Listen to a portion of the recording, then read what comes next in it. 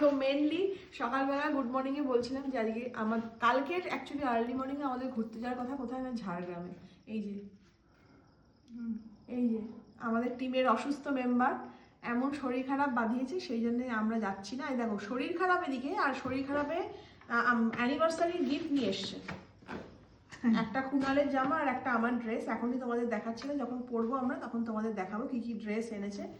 আমি ওকে বলছি তোর কি শরীরের কি রে, তোর এত শরীর খারাপ, তার মধ্যে তোকে কে বলেছে এখন গিয়ে জিনিসপত্র কিনতে? আমি তো ঝাড়গ্রাম যেতে পারলাম না, বল সকালে গুড মর্নিং ভিডিওতে দেখলাম আমার মন খারাপ হচ্ছে, তারপরে তোরা ঘুরতে যাচ্ছিস আমার মন খারাপ হচ্ছে। শরীর খারাপ নিয়ে তো আমি যেতে পারছি না। হ্যাঁ অ্যাকচুয়ালি ওই মানে ইয়ে করেছিল যে চল ঝাড়গ্রাম যাবো, এ করবো। ওর অ্যানিভার্সারিটা ভেবেছিলাম একটু টুকটাক রান্না ফান্না করবো, সামনে থেকে মাটন করবো, শরীরটা এতই খারাপ যেতে পারছি না।